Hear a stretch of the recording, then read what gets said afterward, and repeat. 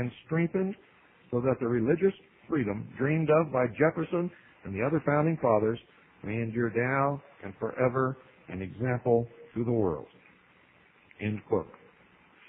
Among the actions in which the ADL has been the historic friend of a Masonically dominated court and of KKKer Justice Black's Wall reinterpretation of the Establishment Clause are: 1. Released time. From the 1948 McCollum case until the present day, the ADL has fought release time from schools, which gives a release for students to participate in religious education. One of the most recent cases was Doe versus Human, which was affirmed when the Supreme Court refused to hear it, and in which the ADL had filed an amicus brief. It resulted in the school system of Gravette, Arkansas, having to end the practice of release time for religious instruction in the schools on a voluntary basis requiring parental approval. In its pamphlet, ADL in the Courts, Litigation Docket 1991, the ADL states that this storytime program in Gravette, quote, presents at least two inescapable infringements on the Establishment Clause: impermissible inclusion of religion in the public schools and forbidden state indoctrination of a particular faith, end quote. Paul D. Human, the superintendent of schools in Gravette, told a reporter for Executive Intelligence Review, quote, by such cases, the stage is being set for a one-world religion. Kids are being brainwashed to death by the New Age religions, and it has become harder and harder to take a Christian stand. There is no question but that the real agenda of groups like the ADL is to usher in the New Age.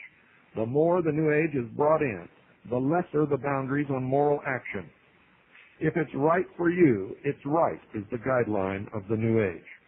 Moral principles are thrown out the window. 2. Parochial aid. The question of public aid for parochial schools was the centerpiece of the Everson decision written by Justice Hugo Black, and there have been dozens of parochial aid suits since then. For over 30 years, one of the ADL's strongest allies in such cases has been Americans United for Separation of Church and State.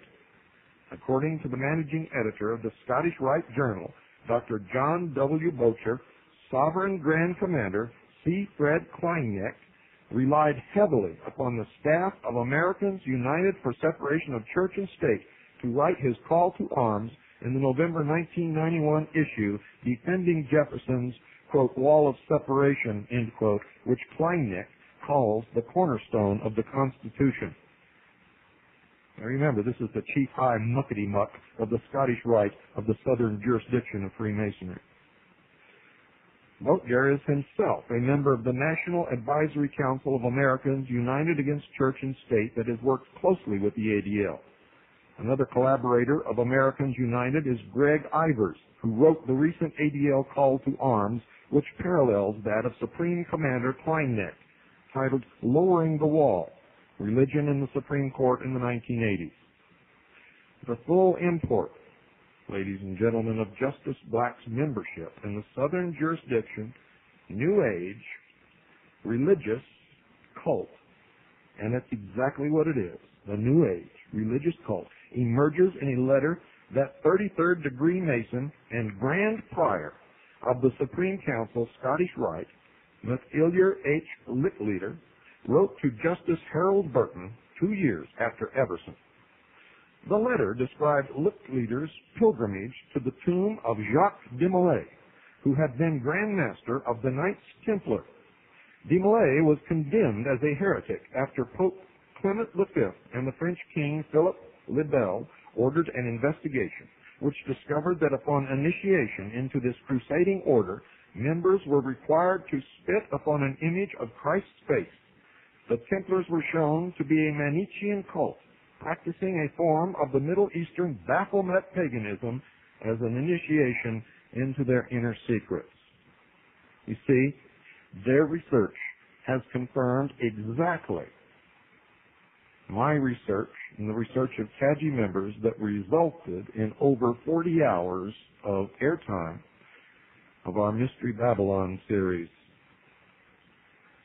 After Jacques de Molay was executed in 1314 as 19th century Scottish Rite Supreme Commander, General Albert Pike stated in his book, Morals and Dogma, renegade Templars traveling through Scotland helped King Bruce found a precursor of the Scottish Rite, which is also part of the ritual of the New Age Southern jurisdiction known as the 30th degree Knight Kadash, otherwise known as the Holy Knight, Knight of the Temple, and degree of revenge. According to Pike, the Knights Templar were from the very beginning devoted to opposition to the tiara of Rome and the crown of its chiefs. Their object, Pike said, was to acquire influence and wealth, then to intrigue, and at need fight to establish the Johnite or Gnostic and Kabbalistic dogma. Isn't it strange that everybody who investigates these secret societies ends up at the same door with the same facts? According to author Paul Fisher, the former Grand Commander of the Scottish Rite, Pike, also asserted that the secret movers of the French Revolution had sworn upon the tomb of de Molay to overthrow throne and altar. Then when King Louis XVI of France was executed in 1793, half the work was done. Thenceforward, the army of the temple was to direct all its efforts against the Pope, or whatever race you are, whatever religion you belong to.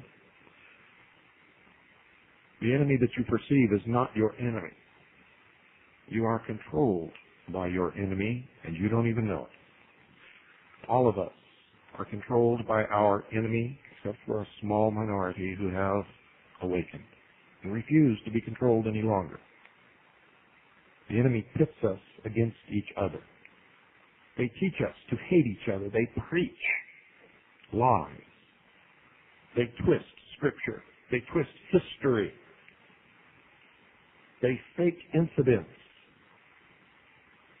And so we end up hating each other and fighting each other while they are moving very carefully, surely, and swiftly in the background to enslave us all. And the quicker we all realize this and set ourselves free. For there is no knight in shining armor riding up on a white horse that's going to do it for us. The United States founding fathers well knew the seditious nature of the Scottish Rite, which President George Washington, in a letter to Minister G.W. Snyder, denounced for its diabolical tenets and for having unleashed the pernicious principles of the Jacobin mob during the French Revolution. And for those of you who have not studied history, the Jacobin movement was the old Adam Weishaupt Illuminati under a different name. And 3, prayer. These wall of separation cases began in the early 1960s and they continue today. In the interim, the Supreme Court, with the full approval of the ADL, has been involved in banning non-denominational prayer to a monotheistic God, voluntary prayer and silent prayer in schools, courtrooms, and in other federal, state, and local government functions. In a related case in which the ADL filed an amicus brief in 1961, Torcaso versus Watkins, the Supreme Court ruled it unconstitutional for people seeking public office to be required to take an oath that they believed in the existence of God. In 1963, with School District of Abington Township versus Shemp, the Supreme Court agreed with the ADL's amicus argument that Bible reading at the start of a school day is unconstitutional. In the recent case of Kenneth Roberts versus Kathleen Madigan, as we shall see, the Supreme Court affirmed the decision of the 10th United States Circuit Court of Appeals that banned the Bible from being in the schoolroom unless a teacher hid it in his desk. It cannot even be on the shelf in the library. In its pamphlet, Friend of the Court, the ADL argues that it is seeking to keep the government completely out of religion and vice versa, lest the Jewish minority be overwhelmed by a Christian minority. Do you understand what I just said, ladies